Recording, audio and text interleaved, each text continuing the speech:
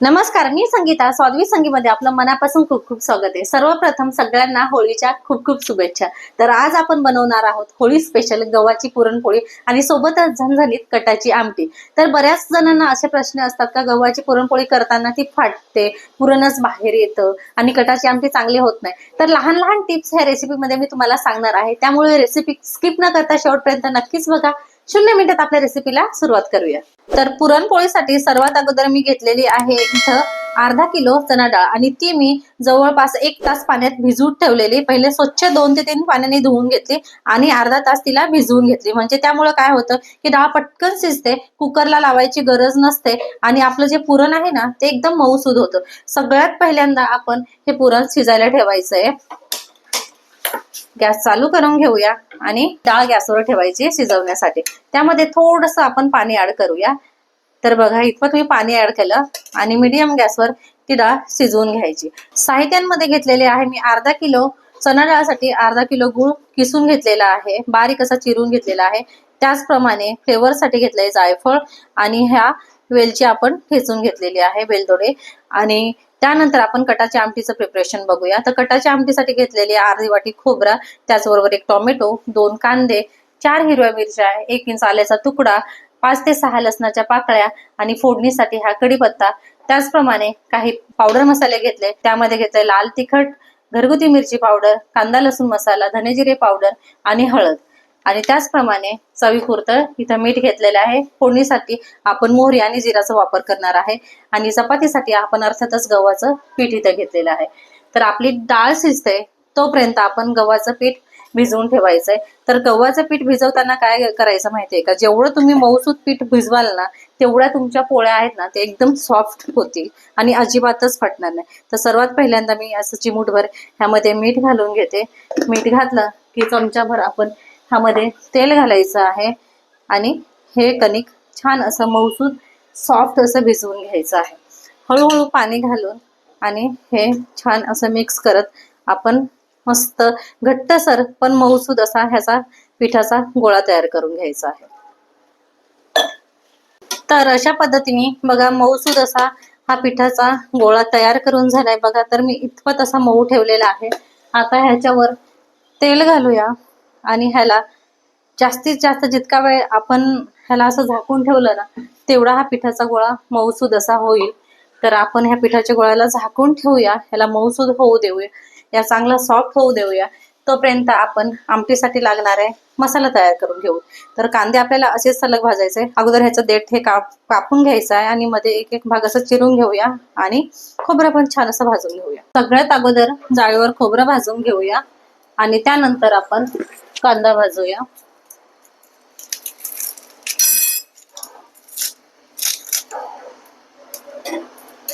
तर अशा प्रकारे छान असा काळाभोर आपण एकदम धुराळाच काढायचा आहे खोबऱ्याचा. अशा पद्धतीने चांगलं खोबरं काळभोर असं भाजलं गेलं ना का आपली जी कटाची आमटी असते ना ती चांगला असा कलर घेते आणि मस्त असा स्मोकी फ्लेवर आणते. म्हणूनच चांगलं खोबरं आणि कांदा चांगला भाजला गेला पाहिजे. तर बघा अशा पद्धतीने खोबरा छान भाजला गेलेला आहे. एकदम जाळून पण ठेवायचा नाही, नाहीतर तो पूर्ण कोळसाच लागेल. तर बघा अशा पद्धतीने छान असा भाजला गेलेला आहे. काढून घेऊया. त्याच गॅसवर कांदे पण छान असे काळपट रंगावर भाजून घेऊया. तर आपले कांदे तिकडे भाजतायत, इकडे डाळीने पण छान अशी उकळी सोडली. आता उकळी सोडल्यानंतर हा जो फेस आहे ना डाळीला येणारा तो पूर्ण आपण काढून आणि फेकून द्यायचा आहे बरं का. हा फेस हा आपल्याला अजिबातच घ्यायचा नाहीये. तर हा फेस फेकून देऊया आणि छान डाळ बघा मोकळी एकदम स्वच्छ अशी डाळ झालेली आहे. आणि हिला हाताने अशी दाबली जाईल तोपर्यंत आपल्याला शिजवायची. जास्त पण आपल्याला शिजवून घ्यायची नाही. मध्ये एकदा ढवळून घेऊया, म्हणजे खालती वरती करून घेऊया आणि छान शिजवायला सुरुवात करूया. एकदा चेक करून बघू तर थोडीशी कच्ची आहे. अजून हिला साधारण 5-6 मिनिटं शिजले का एकदम परफेक्ट अशी आपली ही डाळ शिजेल. मी कुकरला ह्याच्यासाठी डाळ घालत नाही का त्यामुळं ना अंदाज येत नाही आणि हा जो डाळीला फेस निघतो ना तो कुकर मधून आपल्याला काढता येत नाही. म्हणून मी शक्यतो डाळ पातेलीतच अशी शिजवून घेते. कांदा एका साईडने चांगला भाजला गेलाय, दुसऱ्या साईडने पण सेम तसाच भाजून घेऊया आणि सोबतच साईडला ठेवून देऊया हा टमाटर पण आपल्याला भाजून घ्यायचंय आणि ही मिरची पण आपल्याला भाजून घ्यायची. पण मिरची अशीच भाजली तर ती फटकन असा उडते, डोळ्यात बिळ्यात जाण्याची शक्यता असते. म्हणून तिला अशी थोडीशी चाकूने चीर मारून घ्यायची म्हणजे ती फुटणार नाही अशा पद्धतीने. तर हे सगळं साहित्य छान असं भाजून घ्यायचंय. तर हे सगळं साहित्य छान असं भाजून घ्यायचं. तुम्ही कशा पद्धतीने कटाची आमटी बनवता, तुमची पण रेसिपी नक्की शेअर करा. मी अशा पद्धतीने बनवते आणि माझी रेसिपी पण बघून तुम्ही एकदा ट्राय करा. तुमच्या रेसिपी आणि माझ्या रेसिपीमध्ये किती फरक आहे आणि टेस्ट कशी युनिक आहे ते पण नक्कीच मला कळवा. तर बघा अशा पद्धतीने थोडं थोडे फिरवत फिरवत हे सगळा मसाला छान असा भाजून घ्यायचा. मिरची सुद्धा सगळ्या बाजूने डाग येतोपर्यंत आपल्याला भाजून घ्यायची आहे. तर बघा कांदा, टोमॅटो, हिरवी मिरची छान असे भाजले गेलेले आहेत. ह्याला गॅस बंद करून घेऊया आणि थंड करायला ठेवून देऊया. तर आपला मसाला बऱ्यापैकी चांगला असा थंड झालाय. खोबऱ्याचे बारीक असे काप करून घेतलेले मिक्सरच्या भांड्यात टाकून घेऊया. कांदा पण आपण छान असा हाताने तोडून टाकूया आणि ह्याची बारीक अशी पेस्ट तयार करून घेऊया. हेच आपलं कटाच्या आमटीसाठी लागणारं वाटण आहे. तर बघा अशा पद्धतीने मिरच्या टाकल्या आणि हे आपला लसूण आहे तो आपण असाच टाकायचा आहे आणि हे टोमॅटो थोडंसं असं कापून मोठे मोठे त्याचे तुकडे करून टाकूया त्याच्यामध्ये आणि आल्याचे पण छोटे तुकडे करून असे त्याच्यामध्ये टाकूया, म्हणजे चांगलं असं बारीक वाटलं जाईल आणि मिक्सरला चांगली पेस्ट करून घेऊया ह्याची.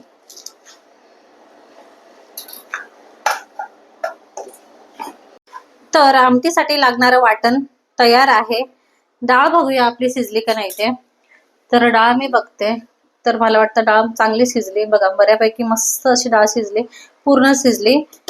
गॅस बंद करून घेऊया आणि ही डाळ उतरवून घेऊया. तर सर्वप्रथम ह्या डाळीमधलं जे पाणी आहे ना ते आपण पूर्ण असं काढून घ्यायचं आहे. डाळ पूर्ण कोरडी ठेवायची आपल्याला पूर्णासाठी आणि जेवढे डाळीचे हे दाणे पडतील ना त्यामध्ये ते तेवढे पडू द्यायचे आपल्याला, कारण ते आपण कटासाठी वापरणार आहोत. तर साधारणतः मी अशी पळीभर डाळ मी काढून ठेवते जी आपण कटासाठी वापरतोय आणि हा स्टॉक डाळीच्या पाण्याचा स्टॉक ह्याचाच आपण कट तयार करणार आहोत.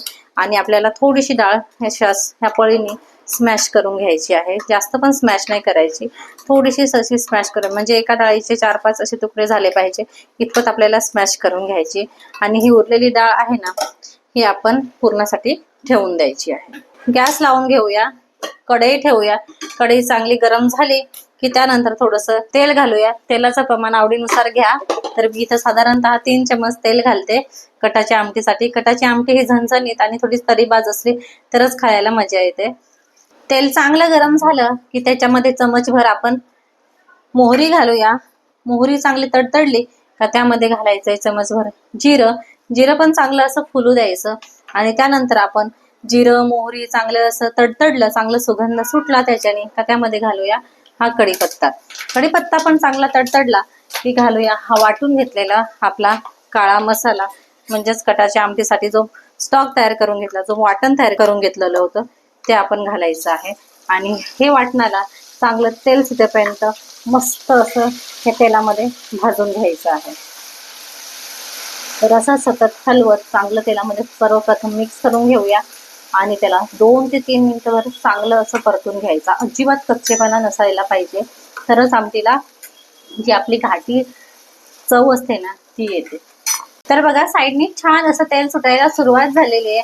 अजून एकदा मिक्स करूया, मधून मधून असं मधून मिक्स करत आणि चांगला असा हा खरपूस आपण मस्त असा हा वाटण आहे हे तेलामध्ये भाजून घेऊया, चांगलं परतून घेऊया. तर बघा अशा पद्धतीने साधारण 2 मिनिटं मी हे वाटण असंच परतवले, चांगलं भाजलं गेले.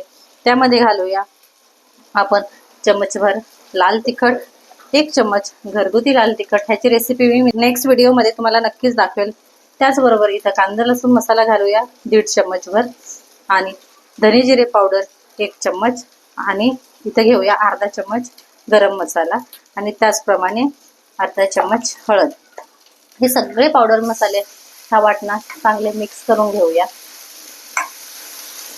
तर मसाले चांगले ह्या वाटणामध्ये मिक्स झाले, पण ते जळायला नको आणि पटकन शिजावेत म्हणून हे आपण डाळीचं पाणी ठेवलेलं होतं ते थोडंसं घालूया आणि एकदा छान असे हे मसाले मस्त मिक्स करून घेऊया आणि मिनिटभर असेच त्याला शिजू देऊया. एकदा तेल चांगलं सुटायला लागलं म्हणजे आपले मसाले चांगले असे भाजले गेले, आपलं वाटण पण चांगलं असं परतलं गेलेले तेलामध्ये असं आपल्याला समजायचं आहे. तर बघा अशाच पद्धतीने सध्या तेल सोडत नाहीये, 2 मिनिटभर असंच आपण ठेवूया अधूनमधून हलवत. तर 2 मिनिटभर हा वाटणाचा मसाला, कटाचा मसाला चांगला परतला गेलेला आहे. मस्त सुगंध मसाल्याने सोडलाय. आता हे आपण कटासाठी जे ठेवलेलं डाळ आणि पाणी ह्यामध्ये ऍड करून घ्यायचंय आणि एकदा छान मिक्स करून घ्यायचं. तर हे चांगलं मिक्स झालं आणि आता आपल्याला ह्यामध्ये गरम पाणी घालायचं आहे आपल्या आवडीप्रमाणे. म्हणजे जेवढं तुम्हाला कटाची आमटी जेवढी क्वांटिटी हवी ना तेवढं आपल्याला गरम पाणीच घालायचं आहे. थंड पाणी घालू नका, नाहीतर कटाला जसं आपल्याला हवा तशी तरी येत नाही. म्हणून त्यामध्ये शक्यतो गरम पाणीच घालायचं. चव बिघडणार नाही आणि कलर तरी जबरदस्त अशी येईल कटाला. तर मी साधारणतः तांब्याभर गरम पाणी करून घेतलेलं होतं. ते तांब्याभर गरम पाणी घातलं आणि मस्त एकदा ढवळून घेऊया. आणि आपण ह्याच्यामध्ये चवीपुरतं मीठ घालायचंय. तर मी मिठाचं प्रमाण हे साधारणतः 1.5 चम्मच घालते, म्हणजे परफेक्ट असं होईल. तर बघा मीठ घालून झालंय. एकदा हलवून घेऊया आणि मंद आचेवर ह्याला 10 ते 15 मिनिटं असंच उकळून घ्यायचं. म्हणजे परफेक्ट टेक्स्चर आणि कलर आपल्याला मस्त असा येईल. तर आपण जी डाळ बाजूला ठेवून दिलेली ना, आपली कटाची आमटी झाली आणि लगेचच ती आमटी मी दुसऱ्या गॅसवर ट्रान्सफर करून घेतली आणि त्या गॅसवर ही पातेली ठेवली. गॅस चालू आहे बरं का, ते सांगायला विसरलेच मी. आणि आता त्याच पातेलीमध्ये मी हा गूळ घालते, चिरून घेतलेला गूळ घालते. थोडी पातेली छोटी पडली, हवं तुम्हाला तर मोठी पातेली पण घेऊ शकता, काही हरकत नाही. आणि आता गूळ आणि ही डाळ चांगले एकजीव करून घ्यायची आहे आपल्याला. तर आपल्या पारंपरिक गावाकडं प्रत्येकाकडे असते की नाही हे मला माहित नाही, पण आमच्याकडं तरी प्रत्येकाच्याच घरी शिमग्याला, होळीला म्हणा तर ही पुरणपोळी असतेच. ह्या पुरणपोळीचं कणिक भिजवताना मात्र मी हळद घातलेली नाहीये. तुम्हाला तुमच्याकडे हळद चालत असेल तर घालू शकता, पण माझ्याकडं माझी सासूबाई बोलते की होळीच्या नैवेद्याला म्हणजे पुरणपोळी जी करतो त्याच्यामध्ये हळद घालायची नाही, म्हणून मी हळद इथं स्किप केली. तुम्ही घालायची तर घालू शकता, पूर्णपणे ऑप्शनल आहे. तर बघा सतत असं हलवत आपण हे पुरण तयार करून घ्यायचं. पूर्ण असा गूळ मेल्ट होईपर्यंत आपल्याला हे असंच मिक्स करत राहायचंय. आणि तुम्ही जर असं सतत हलवत राहिल्या नाही तर डाळ खाली लागायची शक्यता असते पातेलीला. त्यामुळं असं सतत हलवत ढवळत ढवळत ही डाळ मस्त अशी गुळामध्ये मिक्स करून घेऊया. बघा गूळ घातल्यानंतर किती पुरणाला पाणी सुटलंय ना, तर थोडी गॅसची फ्लेम थोडीशी हाय करायची आणि आपल्याला पूर्ण ही डाळ कोरडी होईतोपर्यंत असंच ढवळ ढवळ पूर्ण पाणी त्यामधलं आटवून घ्यायचं आहे. तर खरी प्रोसिजर असते ना पुरणाची ती हीच असते. ही स्टेप असते ना ही खूप महत्वाची असते. ती स्टेप चांगली झाली ना तर तुमचं जे पुरण आहे ना ते पण खूप छान असं मऊसूद आणि एकदम सॉफ्ट होतं. तर हे पुरण आपण फूड प्रोसेसिंग वगैरे मध्ये काही करणार नाहीये, तर पारंपरिक पद्धतीने आपण हे चाळणीवर चाळूनच हे पुरण तयार करणार आहोत.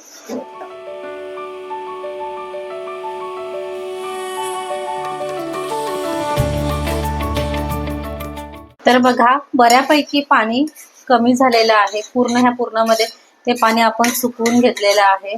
कोरडं करूयात. थोडंसं अजून 5 मिनिटभर ह्याला असं सतत असं हलवत हलवत ह्याच्यामधलं थोडंसं असं जे जास्तच पातळ वाटतं थोडंसं आपण कोरडं करून घेऊया ह्याला.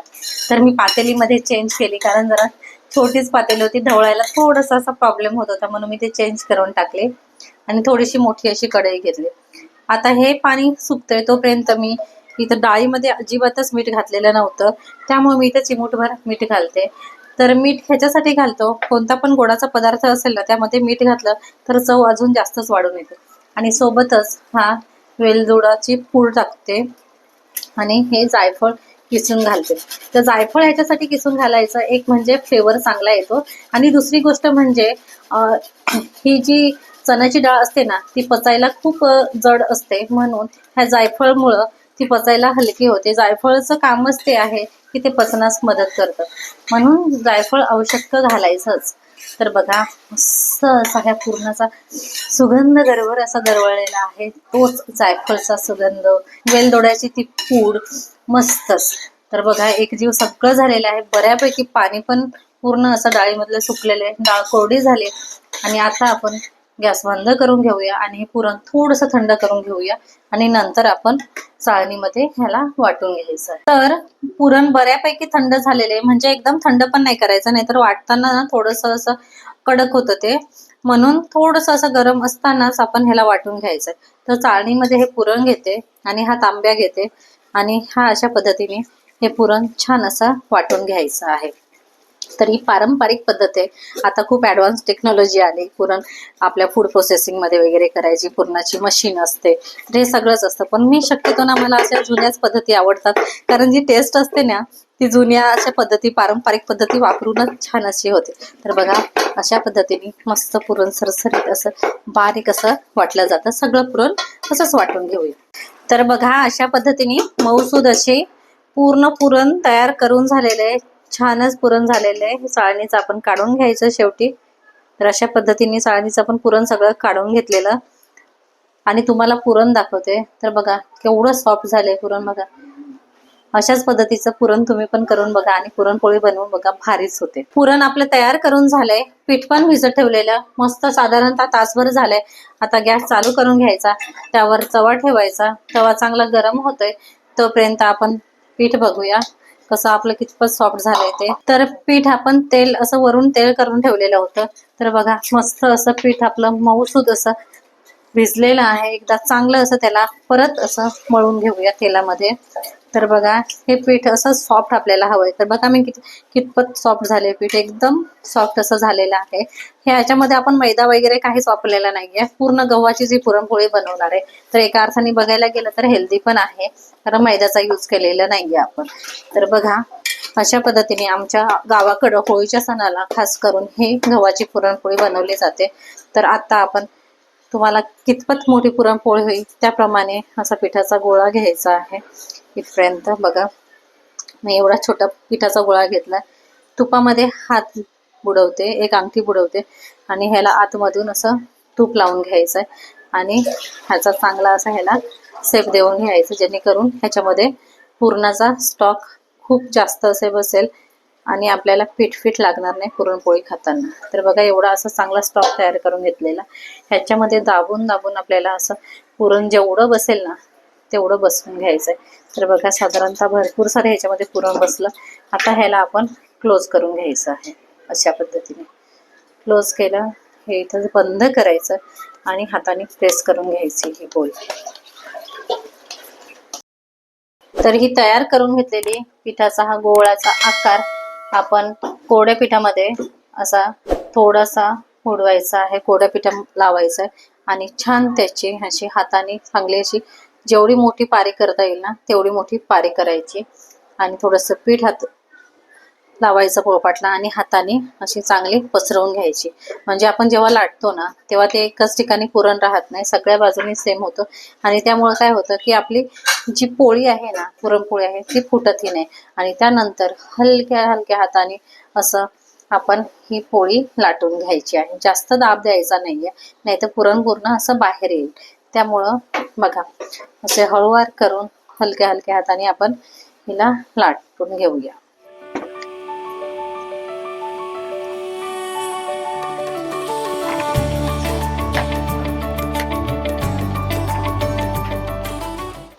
तर बघा पोळी जेव्हा लाटली ना आपण तर तुम्हाला ट्रान्सपरंट एकदम असं पुरण त्याला दिसत असेल, म्हणजे भरपूर प्रमाणात आपण ह्यामध्ये पुरण घातलेलं आहे. एकदम पातळसर अशी ही पोळी आपली लाटून तयार आहे. तवा पण चांगला तापलाय. हलगत अशी पोळी उचलून घेऊया आणि ह्या तव्यावर टाकून घेऊया. आणि ही पुरणपोळी शेकताना मात्र ना गॅस मिडियमच ठेवायचा, कमी गॅसवर किंवा खूप जास्त मोठ्या गॅसवर पण आपल्याला ही भाजायची नाहीये. तर बघा एका साईडने आपण ठेवून घेतलंय आणि लगेचच आपण हिला दुसऱ्या साईडने पलटून घ्यायचंय. तर बघा अशा पद्धतीने मी हातानेच हिला टर्न करून घेते. तुम्हाला हाताने टर्न करायची सवय नसेल ऑफकोर्स उलथीचाच वापर करा आणि दोन्ही साईडला छान अशी ही पोळी भाजून घ्यायची. तर एका साईडने आपण टर्न करून घेतल्यावर थोडंसं तूप सोडूया आपण ह्या साईडला. जास्त इथे मी तुपाचा वापर करत नाही, थोडंसं सोडणार तूप आणि दुसऱ्या साईडने पण थोडेसे असे त्याला असा फुगा येईस्तोपर्यंत आपल्याला भाजायची. सारखी पलट करायची नाहीये पोळीची. आपण एकदा एका साईडने कमी भाजायची आणि दुसऱ्या साईडने परफेक्ट भाजायची आणि तिसऱ्यांदा जेव्हा काढू तेव्हा आपण ती काढूनच घ्यायची आहे. असं उलथीला लागलं हा भाऊ, उलथीला लागलं म्हणून ती बघ फाटली. तर बघा थोडे थोडेसे छान असं त्याला फुगा येतो. आता काय करायचं, मी उलथीने टर्न करून घेते ही पोळी आणि दुसऱ्या साईडने परफेक्ट असं भाजून घेऊया आणि ह्या साईडला आपण तेल हे पूर्ण तूप सोडूया. तर बघा, हात न लावता एकदम टम्म अशी ही आपली पुरणपोळी गव्हाची असून पण मस्त अशी फुगलेली आहे बघा. तर बघा, मस्त लुसलुसीत आणि एकदम तुपाने भरलेली पुरणपोळी आपली तयार आहे, ती पण गव्हाची, आणि अजिबातच पुरण साडलेलं नाहीये कुठेही. आणि लगेचच आपली पुरणपोळी तयार झाली. हिला सर्व करायला घेऊया. मस्त गरमागरम पुरणपोळी. पुरणपोळी तशीच करून घ्यायची. थोडासा असा पिठाचा गोळा घ्यायचा, तुम्हाला जेवढे सांगितले त्याप्रमाणे, आणि त्याला चांगला असा स्टॉक तयार करून घ्यायचा त्याचा, म्हणजे चांगली अशी त्याला जागा करून घ्यायची ह्या पद्धतीने. आणि जेवढे जास्त मावेल पुरण तेवढे जास्त ह्याच्यामध्ये भरून घ्यायचंय. तर बघा, काही काही जण 2 पोळी करतात आणि त्याच्यावर हे पुरणाचा गोळा ठेवतात आणि करतात, पण माझी अशी पद्धत आहे, पटकन आणि झटक्यापट होणारी आहे, त्यामुळे जास्त वेळ पण लागत नाही. आपण जशा चपात्या करतो ना पुड्याच्या, त्या तेवढ्याच वेळात ह्या पुरणपोळ्या तयार होतात. तर मी काय करते, कधी कधी हे पुरण तयार करून ठेवते, आणि डब्यासाठी वगैरे माझ्या फ्रेंडनी सांगितलं की पुरणपोळी आण सांगितलं, तर पटकन असं पीठ भिजवते गव्हाचं, आणि आपण जे पुरण तयार करून ठेवलेलं ते फ्रीजमध्ये असतं ते काढते आणि पटापट करते. म्हणजे बघा, आपण ऑफिसला वगैरे जाताना पण आपण ती बनवू शकतो, एवढ्या घाईघाईत आपण ती करू शकतो, एवढी सोपी आहे ही पुरणपोळी करायला. तर बघा, अशा पद्धतीने दुसरी पुरणपोळी पण आपण हलक्या हाताने लाटून घ्यायची आहे. तर बघा, सर करत फिरवत फिरवत आपण लाटून घेऊया. परफेक्ट ट्रान्सपरंट एकदम आपल्याला इथे पुरण दिसतंय, अजिबातच चिकटत नाही, काहीच नाहीये. एकदम कमीत कमी कोरड्या पिठाचा वापर करून आपण ही पुरणपोळी लाटून घेतलेली आहे, आणि किती मोठी पण आहे. आपल्याला छोटी वगैरे काय आपण लाटलेली नाहीये, खूप भरपूर मोठी पण आहे. जवळपास आपला हा पळपट आहे ना त्याच्या साईजची पुरणपोळी आहे. गॅस तर तवा तर आपला पहिल्यांदाच तापलेलाच आहे, आणि ह्या तव्यावर टाकून घेऊया.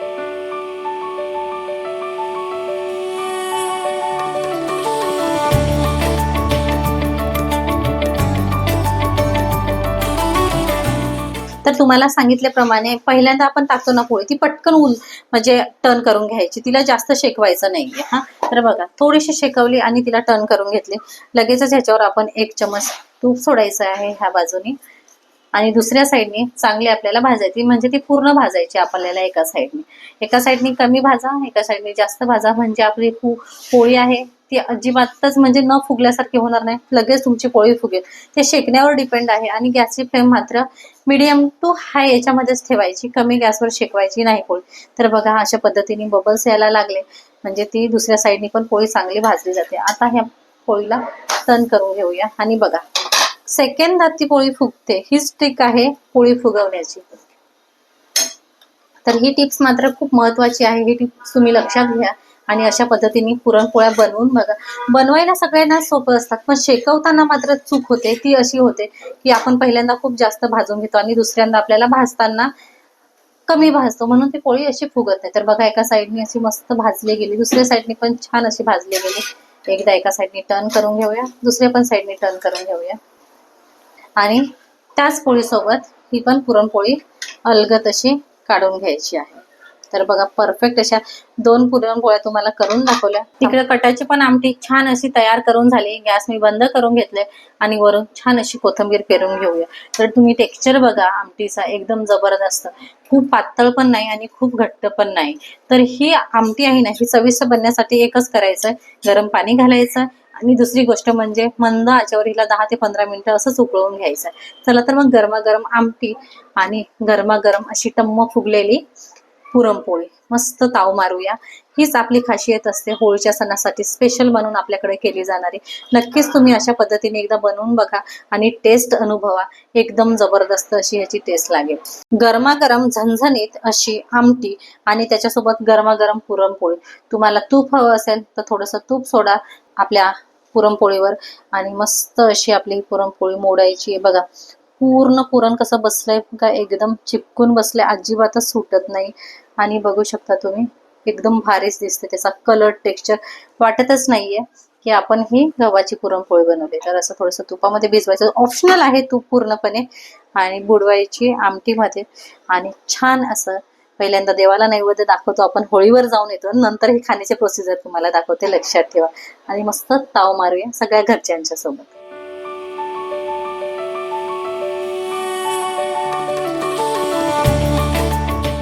तर अशा प्रकारे होळी स्पेशल गव्हाची पुरणपोळी एकदम मऊसूत लुसलुसीत आणि टम्म फुगणारी तयार झाली आणि सोबतच मस्त अशी झणझणीत कटाची आमटी। तर तुम्ही पण बनवता का होळीसाठी अशा पद्धतीची पुरणपोळी आणि आमटी? आणि बनवत असाल ना तर तुमची पद्धत नक्की शेअर करा। आणि ही माझी बनवण्याची पद्धत जर तुम्हाला आवडली असेल ना तर नक्की लाईक करा, शेअर करा आणि कमेंट्स करायला विसरू नका।